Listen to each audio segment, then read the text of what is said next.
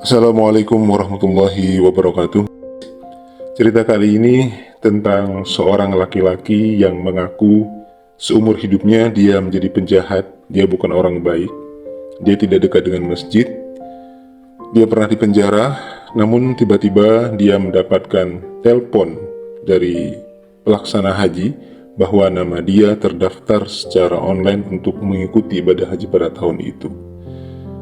Dia kaget, namun dia menerima tawaran itu, dan endingnya adalah di Tanah Suci, di Mekah saat tawaf, dia bertemu dengan masa lalunya yang luar biasa.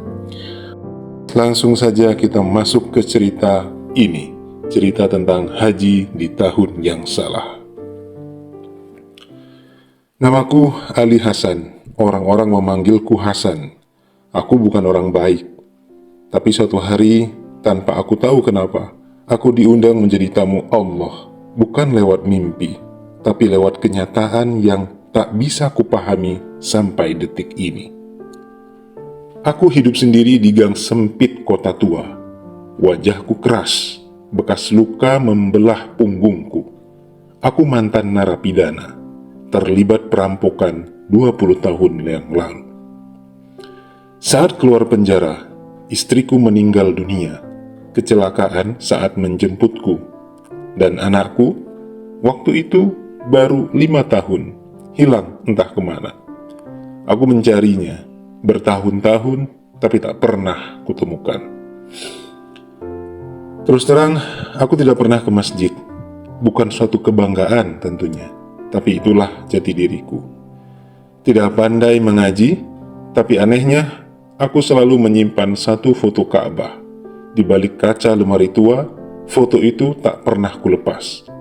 Entah kenapa, tempat itu seperti memanggilku, tapi aku merasa tidak pantas. Suatu sore, hujan turun rintik-rintik. Aku melihat seorang lelaki tua ditabrak motor. Orang-orang hanya menonton. Aku membantunya, membawanya ke warung terdekat. Ia sempat sadar sebentar, lalu menatapku dengan tatapan tajam. "Engkau akan ke Tanah Suci tahun ini," katanya lirih. "Engkau sudah diundang. Jangan tolak atau kau akan menyesal." Sambil terbata-bata dan terbatuk. Tak sempat kutanya maksudnya, lelaki itu pingsan. Dan ketika ambulans datang, anehnya dia sudah tidak ada, seolah lenyap di udara begitu saja.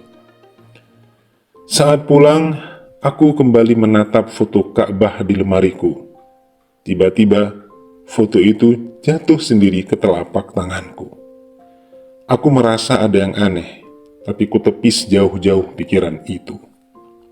3 hari kemudian, tiba-tiba aku menerima telepon dari lembaga zakat.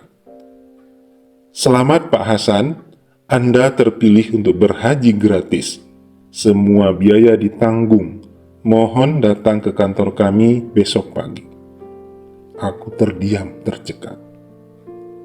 "Siapa yang daftarkan saya?" "Tidak ada, Pak. Nama Anda sudah ada di sistem, lengkap dengan foto dan data KTP." Aku datang ke kantor itu, dan semuanya benar. Tapi ada yang paling aneh. Pas foto yang mereka tunjukkan, terlihat seperti wajahku, tapi lebih muda, seolah-olah diambil bertahun-tahun lalu. Akhirnya, aku memutuskan untuk berangkat. Tapi anehnya, semua proses terasa begitu lancar, bahkan terlalu lancar. Tidak ada antre, visa keluar hanya dalam 12 jam. Petugas imigrasi berkata, "Nama Bapak sudah ditandai sistem, kami hanya mencetaknya." Aku sampai di Madinah, lalu ke Mekah. Perasaanku campur aduk. Aku tawaf, aku menangis. Tentunya aku menangis sebagai seorang pendosa, mantan preman yang gak pernah dekat masjid, dan hari ini berada di depan Ka'bah. Lalu aku berdoa, "Ya Allah, aku tak tahu kenapa kau undang aku. Tapi kalau ini benar darimu, izinkanlah aku menebus dosaku, ya Allah. Izinkan aku sekali saja, ya Allah, untuk bertemu anakku." Untuk pertama kali, mantan preman ini menangis sendiri. Sebuah tangisan yang aku sendiri tidak paham mengapa aku bisa menangis seperti ini.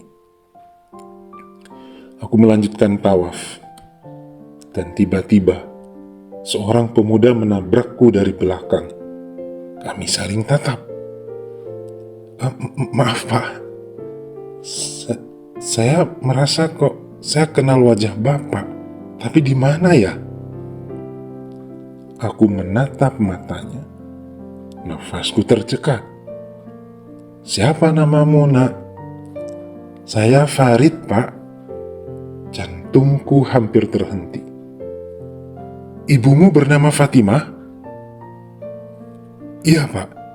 Tapi beliau sudah meninggal. Ditabrak mobil saat menjemput suaminya dari penjara." Farid merogoh sakunya. Ia mengeluarkan kalung kecil terbungkus kain putih. Ada inisial di sana, huruf A dan huruf F. "Ibuku bilang, ini milik ayahku, namanya Ali Hasan." Air mataku tumpah. Aku tak sanggup berdiri. Aku peluk dia. "Farid, aku ayahmu." Tapi pemuda itu justru mundur satu langkah. Matanya bergetar, tangannya gemetar. "Tapi, ayah, ibu bilang ayah sudah meninggal 20 tahun lalu. Malam sebelum dia menjemput dari penjara." Aku membeku. "Apa maksudmu? Aku bebas malam itu. Aku pulang, tapi rumah kosong. Aku tidur di terminal malam itu." Farid menunjukkan secarik surat lama, kertas resmi kepolisian, cap merah menyala. Tertulis di sana, Ali Hasan bin Mahfuz meninggal dunia akibat luka tusuk dalam keributan di lapas Cipinang, tanggal 5 Zulhijjah 20 tahun yang lalu. Tanganku gemetar, jantungku bergemuruh. Kalau aku sudah mati 20 tahun lalu siapa aku yang sekarang?